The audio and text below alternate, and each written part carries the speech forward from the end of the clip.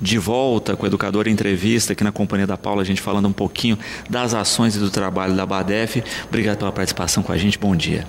Bom dia, eu que agradeço mais uma vez a você, Luciana, a educadora, por estar recebendo com todo carinho a Abadef. Perfeito. Pergunta do Renato no começo, né? A gente viveu aí essa dificuldade, principalmente no ano passado, com relação às entidades. Como é que estão essa questão agora, Paulo?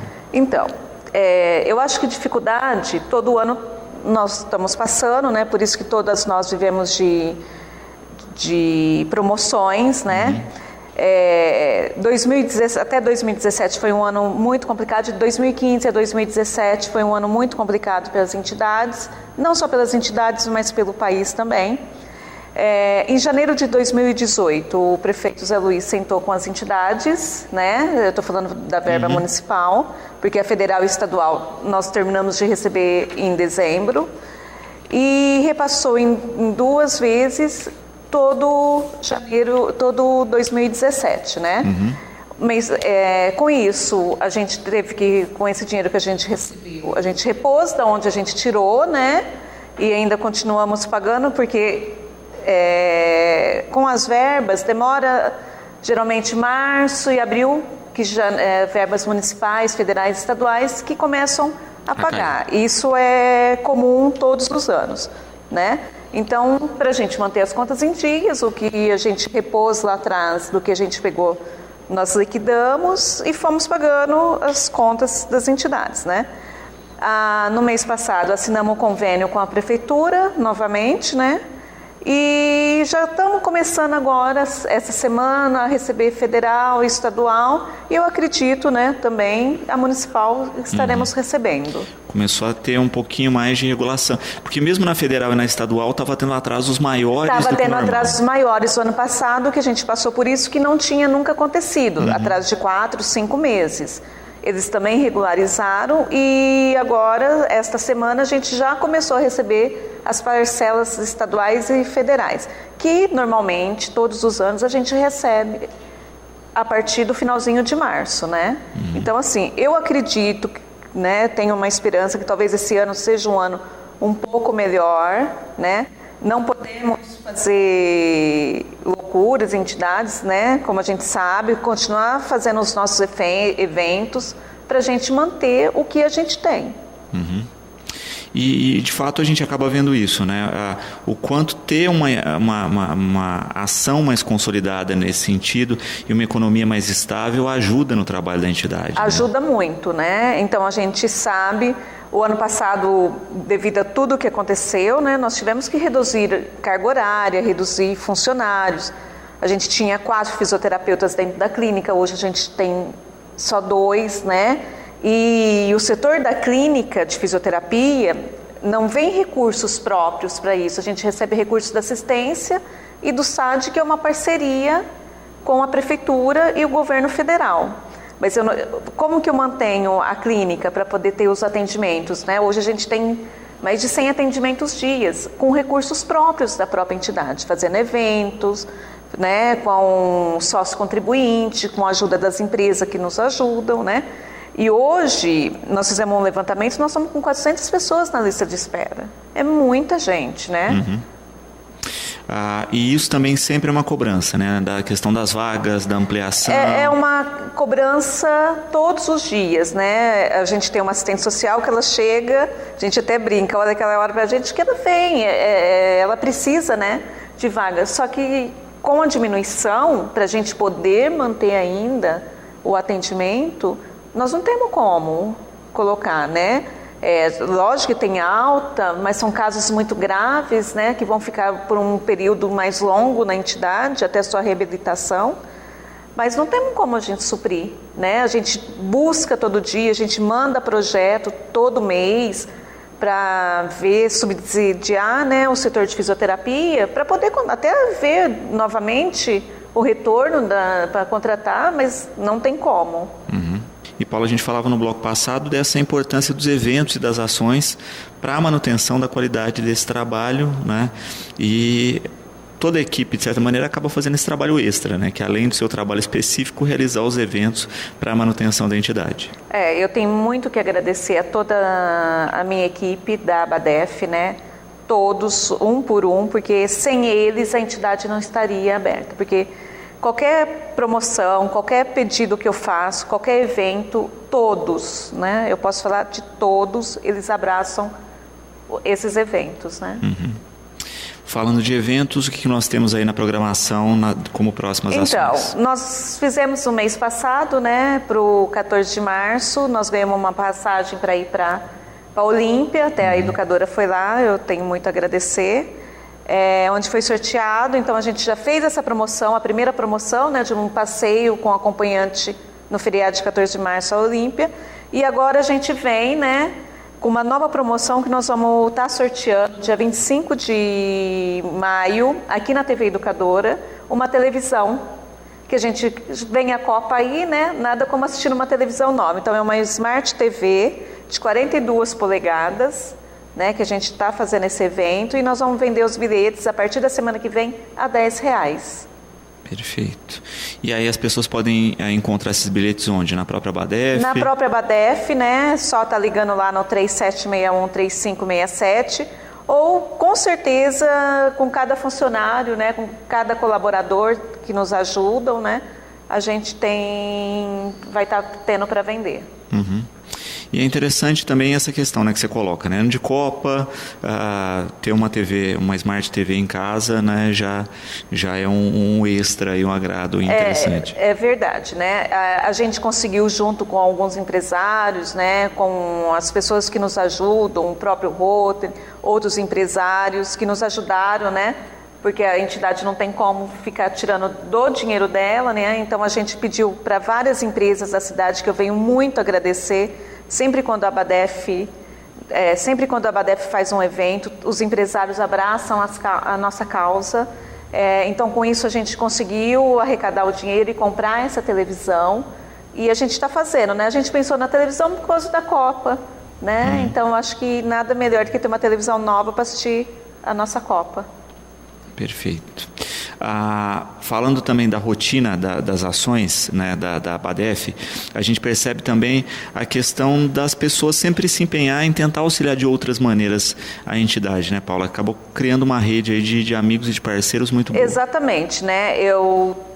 A gente tem uma rede de parceiros, é só a gente conectar. A gente tem hoje, como a gente faz o empréstimo de cadeiras, de muletas, né, de cadeira de banho, de roda, a gente tem, junto com o Rotary, o projeto do Lacre Solidário, né, que é um sucesso. Nem se for 3 lacres, os nossos pacientes, as pessoas, elas aderem, né?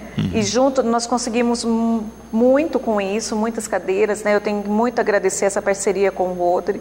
E continuar, gente, quem tiver os lacres, poder estar nos enviando ou enviando para o Rotary, né? Para a gente estar continuar recebendo isso, né? Está sendo um grande apoio para a nossa entidade. Perfeito. E que depois fica disponível isso, né? É até bom falar dessa estrutura do banco de cadeira de rodas e de equipamentos aí, porque tem essa disponibilidade, mas a gente tem sempre que lembrar que é um empréstimo. É um empréstimo, e porque não tem como, né? A gente sabe que dependendo da pessoa vai demorar muito, mas a pessoa sempre faz um empréstimo, porque assim que terminar, às vezes é temporário ou há mais tempo, e de estar devolvendo, né? E assim, eu gostaria de pedir, né, a gente sempre pede, que a gente sempre entrega em boas condições, e quando a devolução da pessoa devolver em boas condições, né? Porque a cadeira chega agora, daqui 5 minutos a gente está emprestando para outra pessoa. Porque querendo ou não, também as pessoas deixam um nome lá. Assim que chega uma cadeira de banho, de roda, uma muleta, a gente empresta. Hoje a gente pode ter 5 pares de muleta. Amanhã a gente pode não ter nenhuma. E gera uma corrente mesmo aí, né? A gente acaba vendo isso, né? Até pessoas que já utilizaram equipamentos ou que um familiar utilizou, né? Que podem doar, né? Olha, quem tem esse tipo de objeto em casa, né? Eu acho que a ABADEF é um ponto comum aí para todo mundo, né? Sim, muita gente que às vezes compra a sua cadeira para algum familiar que necessita naquele momento. A gente recebe muito aquelas boot-foot, Quando quebra, tem uma entorse, você acaba não ficando em casa. A gente tem muitas essas doações, né? Às vezes a pessoa comprou um andador, usou 1, 2 semanas. Então, assim, as pessoas lembram da nossa entidade, porque sabe esse trabalho que a gente faz, né? E que de fato vai ser utilizado, vai estar num local que vai atender as pessoas. Com certeza.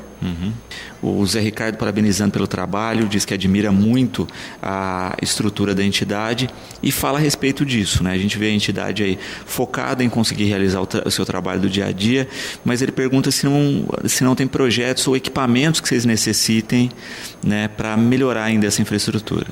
Então, projetos e equipamentos, com certeza a gente sempre vai precisar.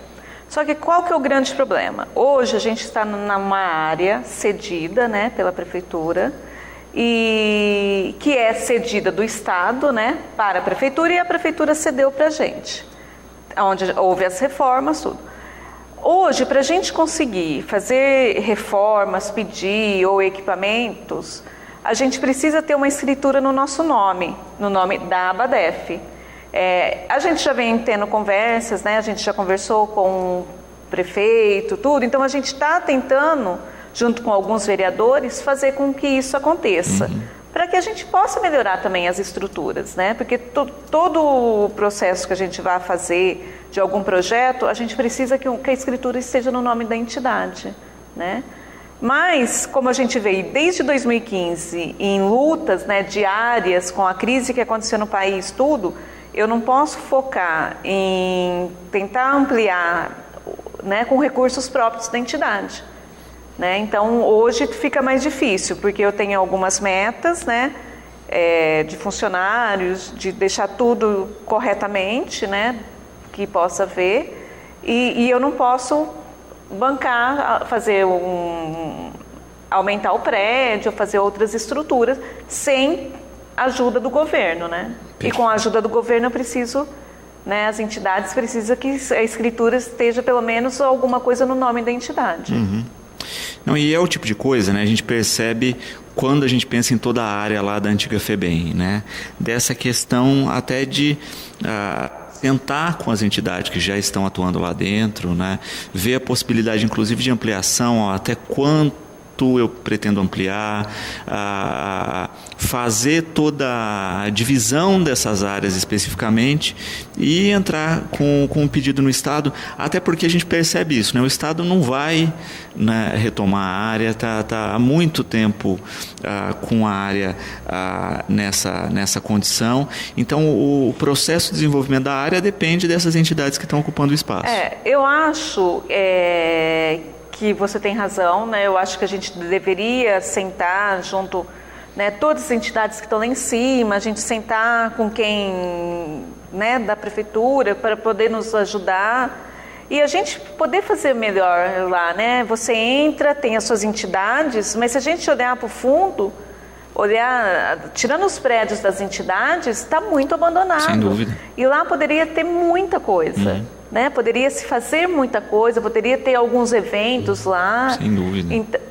Até um condomínio fechado, né? Que eu digo, de entidades, de outras coisas indo para Batatais, de ser focado lá, alguma coisa da prefeitura ser feito lá. E quanto mais ações que movimentem o espaço, né, mais cuidado tem como um todo. Exatamente. Né? Se fala muito, tem uma movimentação das autoescolas que querem construir um circuito fechado para as aulas. Poderia Por que ser não lá? Né? Poderia ser lá em vez da onde está. Isso. Né? Eu acho que a gente tinha que sentar, de ver o que a gente pode fazer melhor lá. Né? Sem dúvida. Já pensou... Tem um teatro, né? É um auditório. Um auditório lá, imagina o que pode. A gente trabalhar, colocar uma iluminação para trazer eventos, né? Às vezes a gente quer alugar algum lugar, mas a gente tem espaço lá que a gente poderia fazer, né? As entidades poder fazer lá. Tem um ginásio de esportes, né? Então, assim, tem campos de futebol. Eu acho que a gente tem que sentar e ver o que a gente pode fazer. Eu não conheci, mas dizem que lá as pessoas iam passar o final de semana lá. E hoje, eu digo, parece terra de ninguém, porque as pessoas vão, mesmo sendo um espaço, né, da entidade, a gente tem o nosso cavalo lá fechado, que a gente usa na ecoterapia, às vezes já roubaram os nossos cavalos, já invadem lá para pegar uma fruta, né? Então, assim, eu acho que a gente precisa sentar e resolver essa questão, né? De estar lá, o que a gente pode levar, né? Tem coisas da prefeitura lá, né? Tem espaços, tem Fundação Lazzarini, tem a Fundação Casa lá também, né? A Guarda Municipal está lá. Sem dúvida, sem dúvida. E com potencial, como você coloca isso, né? Grande para mais estruturas, para reaproveitar as estruturas que lá existem hoje, né? Para essas ações e para fechar mesmo um pool não só de entidades, mas como de serviços que com certeza vão só engrandecer aí as ações na cidade. Exatamente. Eu sou da BADEF, eu estou lá há 21 anos, né? A gente cresceu pequenininha, sempre em casas alugadas, né? Então hoje a gente triplicou o nosso número de atendimentos lá dentro, né? E assim, e sem falar o espaço que a gente está, né? Então vale muito a pena a gente sentar e cuidar de lá. Você coloca também essa questão, né, que muitos dos recursos para investimento em estrutura física dependem de você ter o prédio próprio, né? E como a escritura não está no nome da BADEF, tem esse problema. Exatamente, não tem como a gente pedir para reforma, para ampliamento. Tudo depende disso, né? E assim, sempre há essa conversa, né? Há muito tempo, então a gente já conversamos com o prefeito anterior e com o Zé Luiz da nossa preocupação, então ele sabe dessa vontade não só da BADEF, mas de todas as outras entidades que estão lá, né, para a gente poder fazer, para melhorar, né, porque os prédios estão reformados, né, de quem está, as entidades que estão lá, e com isso a gente manter aquilo lá, né. Pensando também na estrutura hoje, né, para as pessoas terem uma dimensão, quantos atendidos, Paula, qual é a dinâmica da BADEF hoje? Então, a dinâmica da BADEF, assim, no setor de fisioterapia a gente tem 100 atendidos dia, a gente tem mais de 60 pacientes atendidos pelo SAD, né, que é uma parceria com a Prefeitura e o Governo Federal, onde vai o fisioterapeuta, a fonoaudióloga, os médicos, os enfermeiros, né, na casa do paciente, né, fazer esse apoio. Dentro da BADEF nós temos o atendimento de assistente social, de psicóloga, dos grupos de convivência que a gente tem, né, o grupo com a psicóloga e a terapeuta ocupacional. Nós temos trabalho com a ecoterapia, né, então gira em torno de quase 150 pessoas dia lá dentro, fazendo todos os atendimentos. Perfeito. E aí a gente tem noção da dimensão desse trabalho, né? Exatamente, porque antes da gente estar lá naquele prédio, da gente estar grande do jeito que a gente está, né? A gente tinha 20, 30 pacientes atendidos por dia, né? Então a gente triplicou o número de atendimentos. Ana Clara falando que gosta muito dos eventos e que está com saudade aí do Comida de Boteco. Verdade, né? O ano passado a gente gostaria de ter feito, mas a gente deu uma segurada, né? Porque, querendo ou não, para você fazer um bom evento, você dispõe muito, assim, de dinheiro, né? E de qualidade. Então, assim, quem sabe esse ano a gente consiga fazer, né? A gente eram os nossos planos, né? Porque deu muito certo. E a gente viu que criou também uma gama de pessoas que gostam de frequentar, né? Seja as ações entre amigos, o mesmo de alimentação. Lá a gente vê que tem uma movimentação grande da pessoa ir buscar feijoada, pizza. Exatamente. As pessoas são muito... A população de Batatais, né? Não tem... Eu sempre digo aqui, a gente tem muito a agradecer. É uma população muito carinhosa, abraça todas as entidades. Eu acho que... né, nós somos mais de 12 entidades, né, cada hora uma fazendo um evento aqui, coincidindo no mesmo mês, e a população sempre ajudando, né? Então, assim, eu tenho que muito agradecer à população, aos empresários que nos ajudam, e principalmente aos meus funcionários, porque sem eles eu não teria como estar tocando a entidade e fazendo todo esse trabalho bonito que a entidade tem.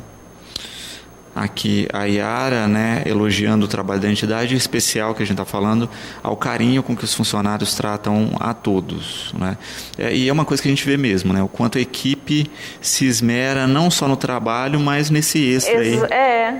A gente é uma família lá, né? Eles não são funcionários, a gente se dá muito bem, a gente é uma família, temos algumas, né, como família, né, ou pontuar algumas coisas, outras aqui, outras lá, mas eles são muito carinhosos com os pacientes, com as pessoas que vão lá, né, e é o que temos, nós temos que ser isso, né, porque senão não dá para trabalhar nessa área, né, não dá para atender, né, a pessoa vai lá e ela quer um carinho. E uma coisa que a gente percebe também, né, como toda entidade, está com contato direto com pessoas. E quando a gente pensa especialmente em fisioterapia, é uma questão de um cuidado que depende de movimentar a pessoa no sentido de que ela também faça a sua tarefinha de casa, motivar. Eu acho que não se tem resultado se o profissional não consegue motivar o paciente. Exatamente, né? Em primeiro lugar, a gente tem que ter o carinho por aquela pessoa que chega até a gente, que chega com alguma dificuldade, né? Mesmo que não esteja com um AVC ou com um traumatismo, mas naquele momento ela está incapacitada de alguma coisa, porque quebrou um pé ou um braço. Mas em primeiro momento, antes de tudo, eu acho que a gente tem que ter o carinho pelo próximo, tem que ter o respeito pelo próximo, né? E lá dentro da nossa entidade, isso é em primeiro lugar, o carinho e o respeito pela pessoa que vai até a nós, porque ela está fragilizada de alguma maneira, né? Então ela precisa do apoio e a gente tem que voltar a ensinar o que ela pode fazer de melhor, né? Sem dúvida. Quando a gente pensa também nessa gama de atividades aí que a ABADEF implementa e vem implementando ano a ano, também tem essa questão, como o Matheus coloca, de olhar também para o futuro, né? E do potencial mesmo, como se dizia no passado, a possibilidade de tentar a questão não só de preparar as pessoas para próteses, mas quem sabe no futuro produzir também. E isso são tudo que a gente sempre pensou. A gente sempre pensou em montar uma piscina, era um sonho, né, de outros presidentes, e é o nosso sonho de uma oficina de órteses e próteses, né? Mas com tudo isso, o que a gente requer, né? Requer ampliação, requer projetos, né? E aí, com algumas mudanças de leis, né, os caminhos vão se estreitando, né? Então, precisa ter um prédio com a sua sede própria, em primeiro lugar, para você pedir qualquer coisa, né? E aí você precisa da estrutura para deixar aquilo pronto, né? Não é, por exemplo, montar uma piscina e ponto final. Eu tenho a manutenção, eu tenho outro funcionário, né? Isso ia ser maravilhoso? Ia. Mas perante o que a gente vem passando desde do que começou essa crise no país, né? Eu acho que agora a gente está começando a se estabilizar, mas isso são projetos que a entidade tem e que, quem sabe, para o futuro, né, isso aconteça. Mas é o que eu te falei, a gente tem que ir caminhando, a gente estava indo muito além, né? Dentro da nossa clínica a gente tem aparelhos um exemplo, lá no São Paulo, no futebol, tem para tratar algumas lesões, sabe? Então a gente conseguiu muita coisa e a gente queria muito mais coisas. Mas devido a tudo que anda acontecendo no nosso país instável, tudo, a gente teve que retroceder um pouco. Sem dúvida. Né? A gente teve que diminuir o número de atendimento, nós tivemos que diminuir pessoal lá dentro para poder manter o que a gente tem hoje. Né? E lógico que a gente quer voltar nos nossos projetos antigos. E com certeza nós vamos voltar. E é o que o Pedro está colocando aqui também, né? É lógico que existe uma gama dos serviços fundamentais que a ABADEF faz e que não podem ficar de lado, e tem que ter essa consciência que vocês têm mesmo, porque muitas vezes se dá o passo maior do que a perna e nem o serviço fundamental se consegue manter. Exatamente, porque pelo tudo que nós passamos, eu acho que se a gente continuasse, se eu não tivesse pensado o que eu preciso manter na entidade, talvez a entidade poderia estar fechada hoje, né? Então, assim, tivemos que retroceder, tivemos que dar passos para trás, para a gente se manter aberto e poder continuar o tratamento dessas pessoas, porque a entidade está aí há quase 30 anos, né? Era de um jeito e se transformou num grande nome, né, de atendimentos. Hoje a gente já recebe com muito orgulho do próprio HC, né, vindo no nome da entidade, principalmente para prótese, né, para a gente reabilitar aquela pessoa que houve a amputação. Então, assim, as pessoas lá fora reconhecem o trabalho dessa entidade e reconhecem o trabalho dos profissionais que tem lá dentro, né, do ótimo trabalho que cada profissional faz. E uma outra coisa, né, a gente falava no começo do programa a respeito dessa fila do atendimento, né, de pessoas que gostariam de ser atendidas. Também tem uma outra questão pontual que é o período de cada pessoa, né? Não é também uma fábrica de atendimento, tem paciente que é uma recuperação mais rápida, outros o trabalho é contínuo. Exatamente, não tem como falar assim, olha, eu vou te dar 10 sessões e teu trabalho está feito. Às vezes com 10 sessões eu consigo, dependendo da patologia que esse paciente chega. Às vezes vai passar 1, 2 anos, então é uma fila um pouco pelo tipo de pacientes, né, principalmente que vêm com uma sequela, vai muito tempo, né? E não dá para uma fila, não dá, como você disse, não é uma fábrica de atendimento, né? A gente tem que atender com qualidade. Sem dúvida. E exatamente por isso, né, de tá dentro de cada caso específico. E quando a gente pensa nas reabilitações lá, né, vocês atuam em várias áreas em conjunto. Enquanto tem a fisioterapeuta, eu tenho a psicóloga que não dá apoio. Às vezes aquele mesmo paciente meu, né, ele passa pelo grupo de convivência, né, que faz um trabalho com a terapeuta ocupacional junto com a psicóloga, né? Às vezes ele precisa também de um atendimento individual, né? Precisa de uma fono e em conjunto nós temos o serviço social, nossas assistentes sociais, né? Onde faz o trabalho por trás de tudo isso, que a família precisa. A gente também tem um grande trabalho com as famílias, né? A gente, a cada 2, 3 meses, está fazendo palestra, fazendo reuniões com todos a família dos nossos atendidos, né? Para estar passando o que está acontecendo, como que a entidade está, ou às vezes de estar fazendo uma palestra. A gente fez no começo do ano uma palestra sobre a vacinação, né? Então a Érica foi lá, o pessoal gostou e a gente está pensando em outras palestras, né?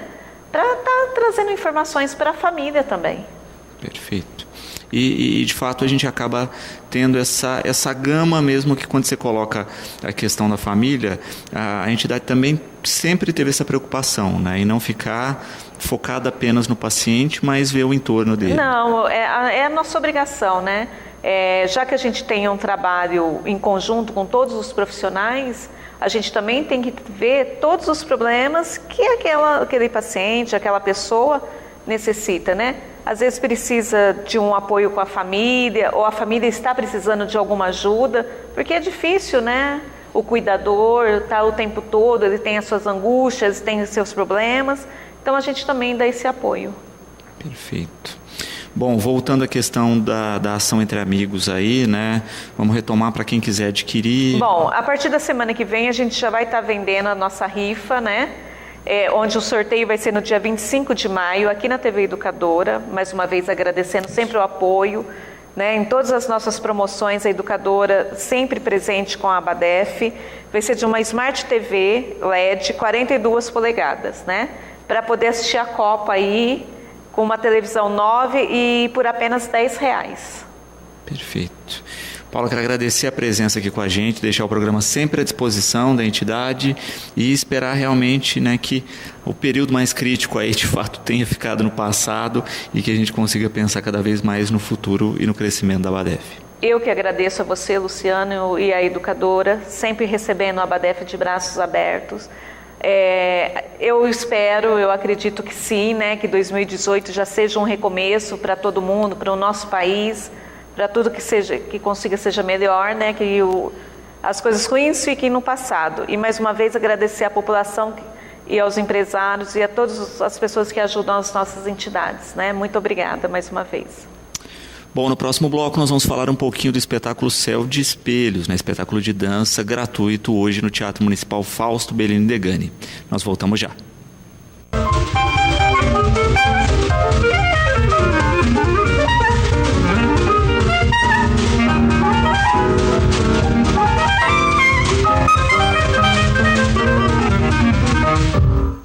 De volta com o Educador em Entrevista, nós vamos falar um pouquinho de dança aqui na companhia do Samuel. Obrigado pela participação com a gente. Boa tarde. Boa tarde, muito obrigado pelo convite. Também da Simone, obrigado pela participação. Boa tarde, eu que agradeço. Bom, vocês vão estar hoje no espetáculo Céu de Espelhos, no nosso Teatro Municipal. Vocês estão em circulação pelo PROAC. Isso, é uma circulação com a realização do Estado de São Paulo, através da Lei de Incentivo à Cultura PROAC e patrocínio do Boticário na Dança.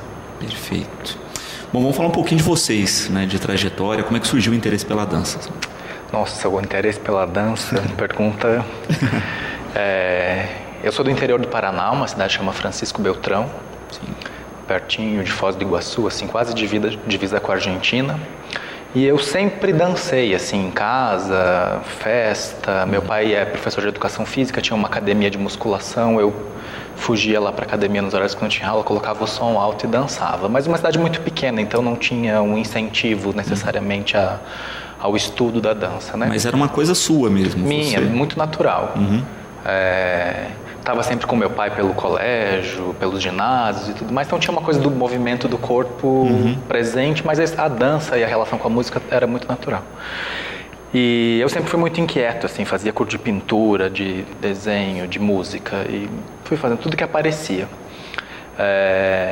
E uma vez, numa formatura, eu tinha 12 anos, numa formatura que eu estava lá dançando na festa, assim, a professora de dança da cidade foi procurar o meu pai, porque sabia que eu era filho do Zé Luiz e tal, foi procurar meu pai e falou para ele, olha, seu filho precisa fazer aula de dança, porque ele tem ritmo, ele tem musicalidade e tudo mais. Aí o meu pai ficou muito orgulhoso no dia, assim, muito feliz, muito animado, e eu, de jeito nenhum, não quis de jeito nenhum, por medo, na verdade, né, porque eu sabia aonde eu estava, sabia o contexto da cidade. E que é bem fora do padrão que a gente vê, né, muitas vezes. Né? Não, mas com relação a filho, né, querendo fazer dança, que os pais não... Filho, homem, Não, meu pai, eu sou muito grato, na verdade, à sensibilidade dele, né, porque até eu estou escrevendo um projeto para fazer um espetáculo em homenagem a ele nesse sentido, né. Só que aí foi uma negociação grande, eu não queria fazer. Então ele e a professora fizeram longas palestras, ela ia na minha casa com livros e tudo mais para mostrar que tudo bem e tal.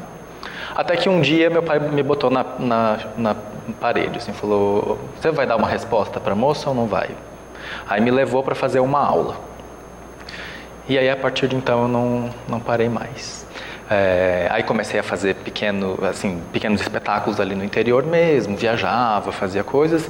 E aí na época de fazer cursinho e tudo mais, mudei para Curitiba, fiz escola de dança do Teatro Guaíra, aí a coisa começou a se profissionalizar. Logo um ano depois passei a fazer estágio no Balé Teatro Guaíra, que era a companhia oficial, que é a companhia oficial do estado do Paraná hoje. Trabalhei 7 anos, foi onde conheci a Simone, a gente entrou praticamente juntos lá no Guaíra, em 2000. Trabalhei 7 anos no Guaíra, depois passei pela Quasar, Companhia de Dança de Goiânia.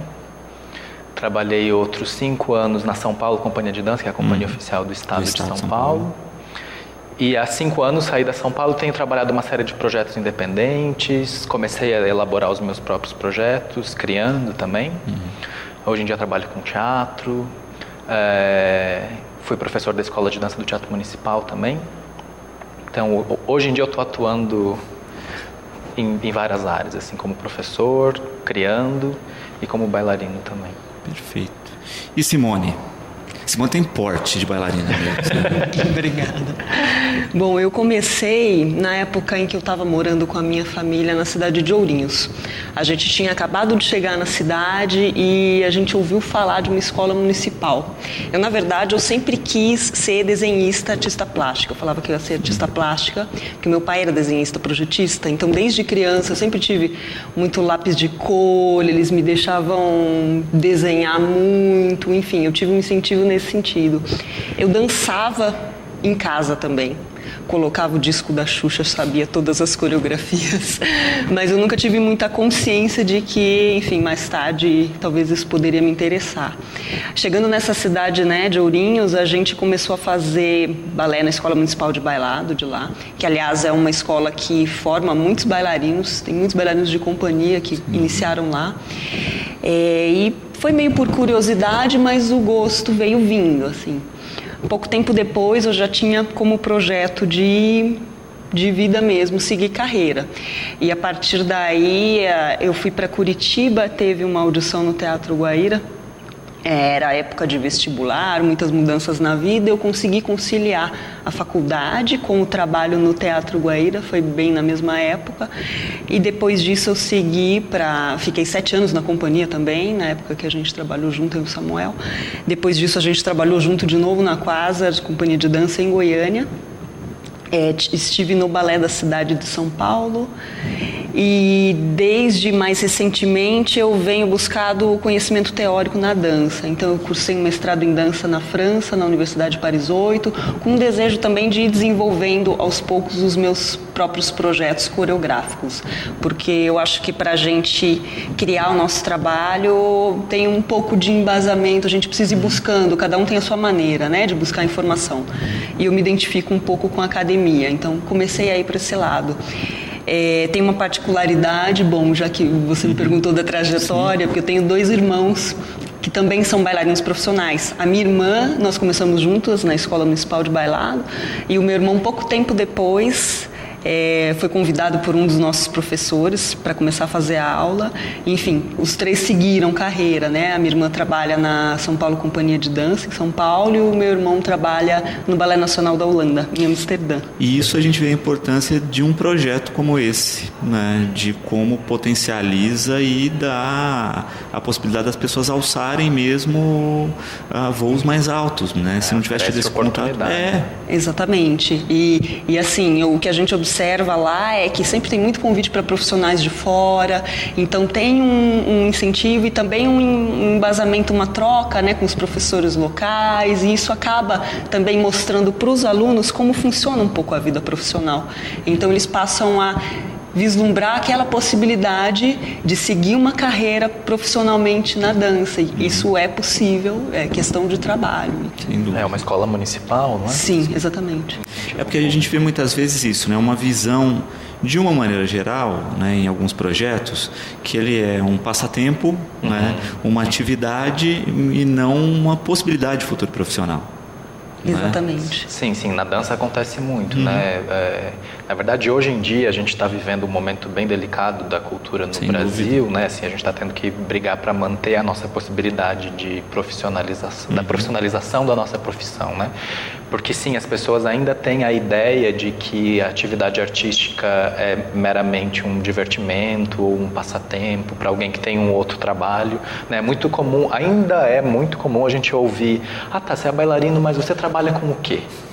Né? Parece que você junta um grupo de pessoas num final de semana e faz um espetáculo, né? E não, é uma profissão como qualquer outra atividade artística que exige, eu ia falar um envolvimento, mas não, é uma doação, né? Tem um cineasta, o Evaldo Mocarzel, que trabalhou com a gente na São Paulo Companhia, e ele chama o bailarino, ele diz que a gente tem um envolvimento parecido com um monge ou um padre, né? É um sacerdócio artístico. Ele fala, porque você acaba assim abrindo mão da sua família, você acaba abrindo mão de relacionamentos, né? Você acaba abrindo mão de um final de semana com os amigos, porque sempre tem ensaio, porque você tem que estar constantemente cuidando do seu corpo. É uma doação muito grande, assim. E a gente trabalha muito para parecer que é fluido e leve e tranquilo, e as pessoas não veem o esforço que está por trás, né? Então por isso não valorizam. Eu adorava um cartaz que depois virou uma postagem, né? Que era uma bailarina em cena, né? Naquela sua perfeição, uma foto maravilhosa e uma foto do pé depois ao lado. Exato. Viu o contraste. Mas quando você coloca isso, e é uma coisa que a gente ainda tem que trabalhar muito culturalmente no Brasil, né? De se vender essa ideia ainda que a vida de artista é muito tranquila, né? É muito fácil, né? E do outro ponto, né, de se colocar da questão prática da formação de público, né? A gente ainda não tem o público com hábito para a cultura de uma maneira geral, né, em especial para a dança, né? Eu vejo ainda muita dificuldade das pessoas irem a espetáculos de dança no sentido clássico mesmo assim, sabe? De o quanto isso pode ser engrandecedor, né, de se assistir um espetáculo de dança, e o quanto ele também motiva, né? A gente tem você falava da questão da convivência com seu pai, da questão física da academia, né? Hoje a gente tem uma participação cada vez mais de pessoas na academia para o seu resultado físico pessoal, vamos dizer assim, né? Mas perdem, eu acho, uma dinâmica muito grande de observar o corpo do outro, né? Em especial em dança, em apresentação, do quanto o corpo diz. Sim. E diz de uma forma muito próxima à poesia, né? Diz num caminho que não é tão racional, né? E que tem feito falta hoje em dia, tanto para os artistas poderem se expressar, quanto para as pessoas poderem fruir esse tipo de qualidade, né? Porque a gente não observa o outro nem no dia a dia hoje, né? A gente fica com a cara na tela, né? Conversando com a pessoa. Os corpos estão ficando distantes, né? Estamos ficando distantes dos nossos próprios corpos. Eu acho que sim, tem algo que está se perdendo nessa comunicação corporal. Quer dizer, se perdendo não, ele está aí, a gente está deixando de dar atenção, né? Exatamente. A comunicação corporal, ela está aí. A gente só está deixando de dar atenção para ela. E assim, a gente aqui na nossa luta vai fazendo a coisa acontecer, né? Eu acho que para isso iniciativas políticas são fundamentais, né? Porque o público também não vai saber que aquilo é importante para ele enquanto não tiver, né? Então, enquanto não tiver a disponibilidade de projetos circularem, chegarem nas pessoas, ou de situações como a Escola de Dança de Ourinhos, de formar na cidade e o público vir conhecer isso, enquanto as pessoas não souberem que existe, elas não vão dar importância, né? Então, eu acho que a gente realmente no Brasil está num lugar ainda bastante atrás, né? No sentido de dar importância para as coisas... dar uma importância mínima para as coisas que têm importância, né? É isso, assim, a gente está trabalhando para trazer pessoas para o teatro ainda, né? Então a gente está longe de discutir se a relação estética se estabelece ou não, né? Eu acho que as coisas não estão separadas, mas o trabalho ainda está muito nesse lugar de levar as pessoas para o teatro. E eu percebo, trabalhei um tempo na São Paulo, que faz um trabalho muito interessante de formação de plateia no estado de São Paulo. Eu, hoje em dia, circulando agora com o nosso projeto, eu percebo a diferença que o público, tanto em número, quanto em formação, em qualidade de público, mudou nesses últimos anos para a dança, né? E eu acho que sim, a São Paulo tem uma influência grande nesse sentido. Como é que surgiu essa parceria aí do Céu de Espelhos, né? E o que conta o espetáculo, né? Vamos falar um pouquinho disso. Na verdade, o espetáculo ele surgiu de um edital da cultura inglesa há 2 anos. 26 de maio a gente vai fazer 2 anos de estreia. E o edital da cultura inglesa, ele pressupunha uma inspiração num artista pop ou numa banda pop britânicos. Na época eu fui estimulado pela produtora, que chamava Daniela Santos, a pensar nesse espetáculo com a Irupê. A Simone está substituindo a Irupê. A gente criou a Irupê, uma bailarina argentina que hoje mora na Alemanha. E aí a gente começou a pensar nas possibilidades de criar esse projeto escrito para o edital, né?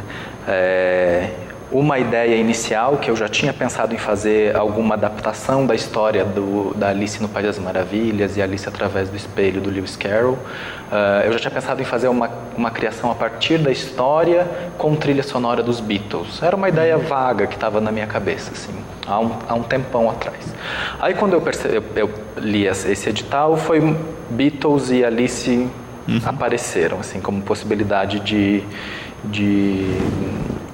união por conta do universo de sonho, né, de imaginação efervescente que os dois... Parece que o edital foi feito para isso também. Exatamente, Aí a gente começou a estudar, a levantar possibilidades, e um dia a Dani, que era produtora, chegou com a canção da Lucy in the Sky with Diamonds escrita, assim. E aí a gente percebeu que ela tem um pouco a estrutura do livro, né? E de várias outras histórias, o Mágico de Oz, a Fantástica Fábrica de Chocolates, que é esse, o herói ou a heroína se perde por um caminho... E um mundo de fantasia. Né, várias possibilidades loucas e de fuga da realidade concreta, dessa realidade pragmática que a gente criou, né? Então o paralelo entre a Alice e a Lucy ficou muito evidente pela estrutura e pelo personagem, essa menina, moça capaz de toda essa imaginação, assim. Então a gente foi criando na época paralelos, assim, criando imagem, a gente foi pensando da música e do livro, imagens, ideias, frases, coisas que chamavam a nossa atenção por uma relação muito pessoal ainda. E aí fomos casando, né, coisas do livro que conversavam com a música ou que não conversavam absolutamente e acentuavam essa relação com o nonsense, com o surrealismo e tudo mais. E a partir daí a gente foi criando esses pequenos diálogos, assim, a estrutura de dramaturgia do espetáculo foi criada a partir dessas combinações de imagens, personagens, palavras, tanto do livro quanto da música, tudo muito misturado. E aí surgiu o Céu de Espelhos, assim. A ideia inicial era que ele não tivesse sentido nenhum, roteiro nenhum. Muita gente sai falando, gostei, mas não entendi. E a gente fala que bom, era esse o objetivo. Porque é isso, né? Um sonho você não entende, pode até interpretar, mas é tão amplo, né? Quando você combina símbolos, a interpretação fica tão ampla e tão pouco objetiva que a história abre. Então a ideia no início era que o Céu de Espelho tivesse essa amplitude, ou como metáfora para o olho de caleidoscópio, que na canção a Lucy tem olhos de caleidoscópio. O que seria um olho de caleidoscópio? Um olho que vê várias facetas da mesma coisa, né? Vários ângulos do mesmo espaço. Então, múltiplas possibilidades de interpretação. Então, quanto mais aberto, mais possibilidades de interpretação. Então surgiu nesse desejo de criar uma linguagem que se aproximasse do sonho, da imaginação, da fantasia, né? Perfeito. E aí como é que foi entrar nesse universo? Então é interessante ouvir o Samuel falando sobre a Gênese, né? Que claro, eu já conhecia, mas fica mais claro que para mim eu já tinha uma visão, uma leitura.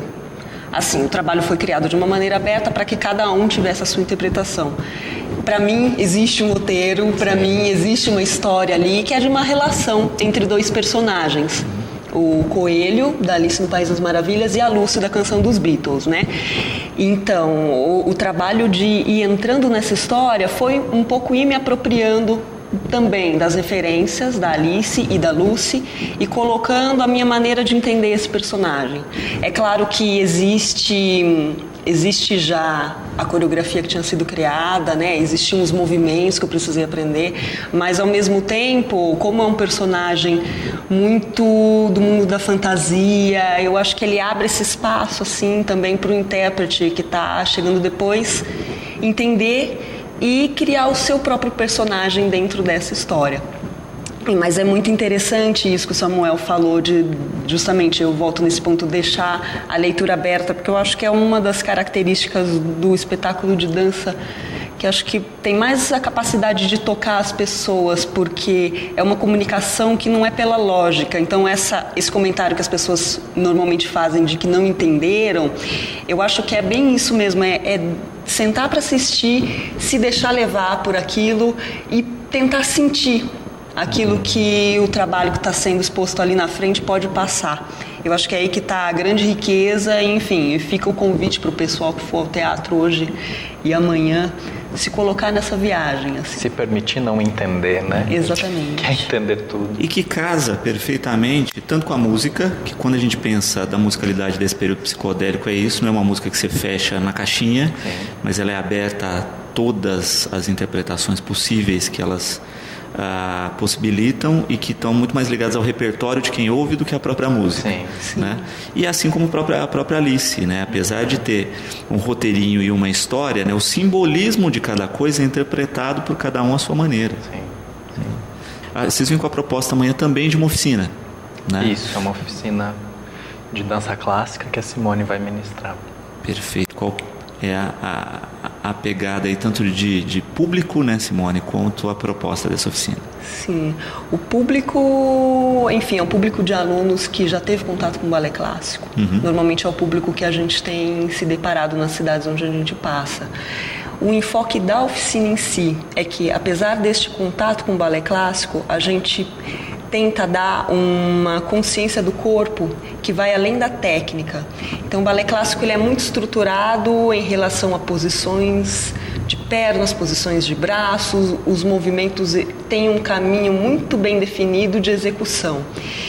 Como a nossa experiência, tanto a minha quanto do Samuel, é em companhia de dança, com trabalho de dança contemporânea, a gente tenta fazer o link entre essas linguagens. A dança contemporânea, por outro lado, em oposição quase que ao balé clássico, explora muitas possibilidades do corpo, quase que um corpo sem limites. Bom, se eu sou coreógrafo de dança contemporânea, eu posso me movimentar da maneira como eu quiser. Já no balé clássico, não. Existe uma regra, existe um movimento correto para ser executado. Então, a gente tenta abrir um pouco essa possibilidade do entendimento do próprio corpo e da dança em si, para esses alunos que vão frequentar essa oficina. É claro que é um período de trabalho muito curto, porque são só 2 horas de aula. Então, assim, a gente tenta ao máximo ali otimizar esse tempo para dar esse contato, mas a ideia é que fique essa sementinha para que a pessoa em contato um pouco mais profundo com o próprio corpo explore a partir dali outras possibilidades de movimento, além do balé. Eu tinha uma professora que falava isso, né? Que o balé clássico é o mais militar das artes.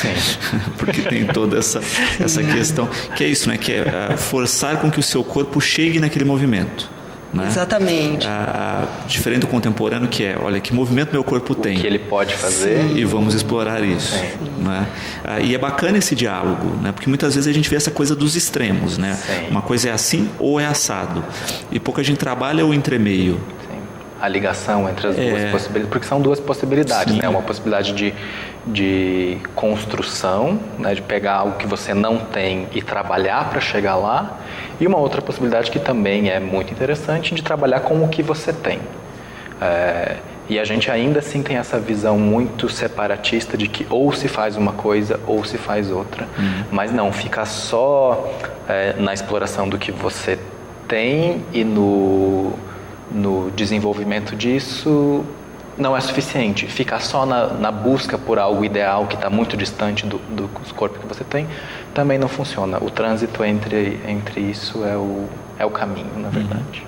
E é bacana também isso, né? Você conhecer as 2 esferas, né? E para saber de fato onde você se encaixa, ou até para conhecer a estrutura, né? A gente vê muito nas artes, eu vejo uma coisa muito que às vezes é até meio panfletária, né? Da pessoa que quer romper com o movimento, né? Mas a pessoa não conhece o movimento, então ela quer romper com uma coisa que ela não domina. Romper com a tradição e você não sabe qual é a tradição. Exatamente. Eu acho fundamental, né? Você não tem a propriedade para poder romper. Porque são ferramentas. Sim. Né? O balé clássico hoje em dia é uma ferramenta. Primeiro que para trabalhar profissionalmente você precisa, até a maioria das companhias trabalha com a linguagem, né, pelo menos com uma aula de aquecimento, assim.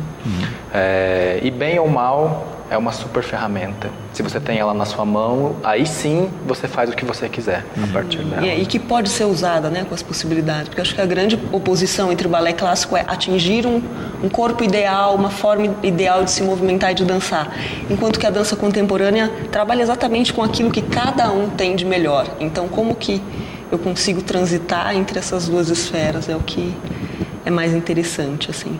Sem dúvida. E de fato é uma discussão que ela tem que estar mais na rotina, né? Tem que estar mais no dia a dia, principalmente que a gente vê aqui na cidade mesmo. Eu conversava com vocês, a gente tem um grande número de alunos de dança, né? Tem muita gente que pratica, mas eu vejo muitas vezes distante essa questão da discussão, né?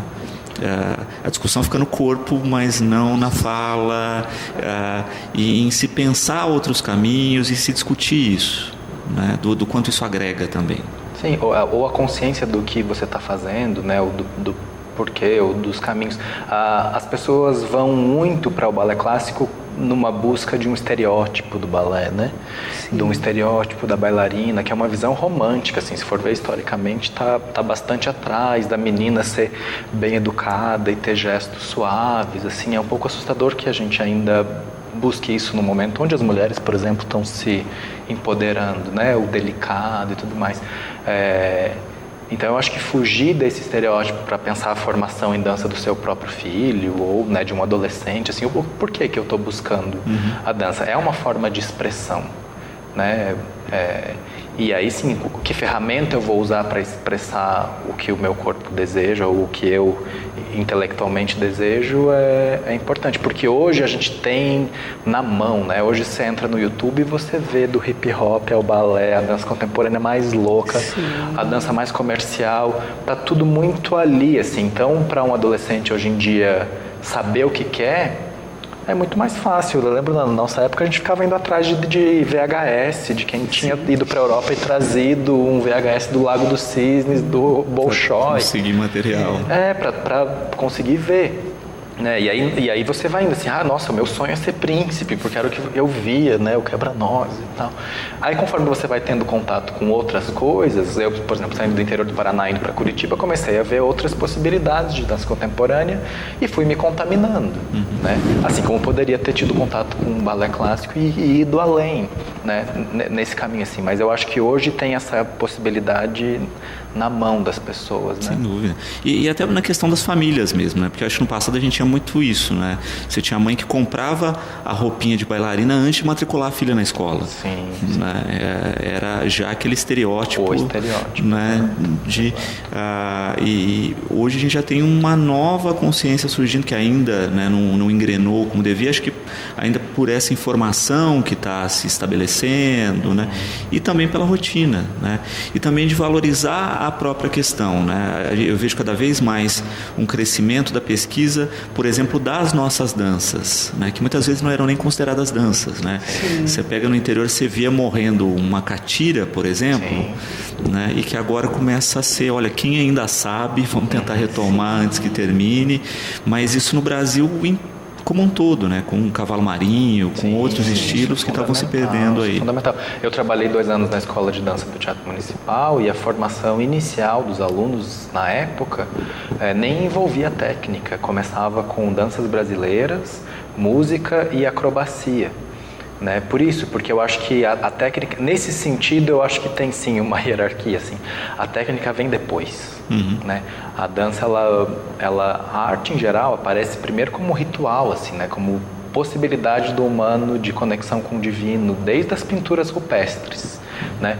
E as danças de grupo, em várias tradições, e especialmente no Brasil, pela influência da África e pela influência indígena, a dança tem essa função, né? Uma palavra estranha de falar nesse sentido, mas sim, tem essa função, que não é a do espetáculo, que não é o do fitness, da forma, né? Ou enfim, do espetáculo no sentido do balé clássico. E que de novo encaixa com aquilo que você falava no começo, né? Do bailarino, do dançarino estar ligado a um sacerdócio e que está ligado ao sagrado dessas danças iniciais, né? Acho que talvez também a questão de nós estarmos vendo muito a questão das danças circulares que voltaram com força agora, de se discutir isso, e até das brincadeiras infantis, né? Do ciranda cirandinha que estava de lado e que começa a se retomar porque trabalha também esse pensamento do movimento mesmo. É o que eu falei assim, parece que a nossa civilização está num momento que ainda está bastante para trás, mas a gente está vivendo um momento importante de fazer as pessoas se conectarem com o próprio corpo, né? No sentido de que a vida passa a estar acontecendo na telinha do celular, né? Exato. E a gente precisa voltar a isso. Na escola a gente trabalhava muito isso, assim, são crianças que estão perdendo a mobilidade, como chama? Esqueci o nome, mas a capacidade de pegar lápis e desenhar, porque está no iPad, né? Tem crianças que não andam de bicicleta. Não, é a questão de países que estão abolindo a escrita cursiva, sim, né? Porque só digita. Sim. Né? E isso, motoramente, é complexo, né? Então, é um papel importante desses sacerdotes da dança. Porque quando a gente pensa também no perfil de infância, nós tínhamos toda uma gama de brincadeiras e de atividades que estavam ligados a um lúdico que unia música e movimento. Sim, ritmo. Né? Eu falei do Ciranda Cirandi, mas quantas músicas nós não tínhamos? Há uma sabedoria que é transmitida, né? Através do canto, através do movimento, de corpo para corpo, e que é isso que a gente acaba tentando resgatar num espetáculo de dança, né? Você senta e tem uma sabedoria, tem uma informação, na verdade, para ser mais objetivo, que passa de corpo para corpo, que não é necessariamente racionalizável e explicável em palavras ou texto. Porque a conexão com o próprio corpo, né, que acho que a dança acessa, tanto para quem está lá no palco executando, quanto para quem está assistindo, né, de uma certa forma lá no inconsciente tem as células nervosas que reagem ao movimento. Pesquisas falam que quase como se a pessoa estivesse executando o movimento. Então, essa possibilidade de conexão, acho que é algo que colabora para o equilíbrio do ser humano mesmo, né? Nós não somos nem só racionais, nem só corporais, nem só emocionais. É todo um conjunto e o corpo faz uma parte bastante importante ali. Eu acho que a dança ajuda a acessar. E o brasileiro sempre foi muito dessa questão do movimento, né? Você tinha brincadeira aí sempre, por exemplo, que o axé não existe só enquanto música, né? Ele é música e coreografia. Sim. Né? Mas, de certa forma, o Brasil tem muito isso em toda a sua musicalidade, né? Você tem uma construção nesse sentido. Isso que você coloca, da gente observar o movimento de dança. A gente dança junto, né, mentalmente. É lógico que você vai fazer o movimento e você vê que você não dá conta. Né? Mas você tem essa conexão imediata. Né? A gente tem que ter mais o hábito disso. Né? Exercitar isso. Né? Meus queridos, então deixo o espaço para vocês convidarem aí, né, as pessoas a prestigiarem o espetáculo, a conhecerem um pouquinho do trabalho de vocês. Sim, estaremos hoje e amanhã no Teatro Municipal, às 8 horas. Um espetáculo cheio de imagens, com músicas que incitam essa sensibilidade. E convidamos todo mundo para entrar nessa viagem e se perder por esses caminhos aí que Alice, Lucy, Beatles e Lewis Carroll nos levaram. Isso aí. E tem eu vi uns trechinhos aí do teaser, né? Tem uma plástica muito interessante, né? Que acho que agrada a Simone, artista plástica. Eu também. A gente tem várias coincidências. Eu também sou formado em artes visuais. Então, na criação, Simone agora trouxe essa vibração junto, mas tem sim uma influência muito grande das artes visuais, porque acho que sim, também uma forma de estabelecer a comunicação, né? E cria todo um universo simbólico ali, são imagens, né, que ajudam a gente a fazer esse trabalho que a gente está querendo alcançar, de tocar o público. Então, tudo está ali colaborando para esse conjunto, para o nosso... Abrindo caminhos, né? Exatamente. É isso aí, então 20 horas, hoje e amanhã, o espetáculo Céu de Espelhos no nosso municipal, e ainda temos algumas vaguinhas para a oficina, 3761-2097, só falar com a Rosana lá e garantir a sua inscrição. Lembrando que a oficina vai ser amanhã na Academia Estilo Livre, que é lá pertinho do teatro, e facilita aí para todo mundo chegar, tá certo? Meus queridos, é um prazer recebê-los no programa, espero que sempre que estiverem por Batatais tenham um tempinho para bater um papo aqui com a gente. Muito obrigado, um prazer também. Esperamos voltar mais vezes e em breve. Obrigada e até a próxima. Bom, nós vamos ficando por aqui, né? Lembrando que às 20h30 tem Cidade na TV. Nós ficamos agora com os aniversariantes do dia, na sequência com a programação da TV Brasil, e vocês ficam agora, né, na companhia da TV Brasil.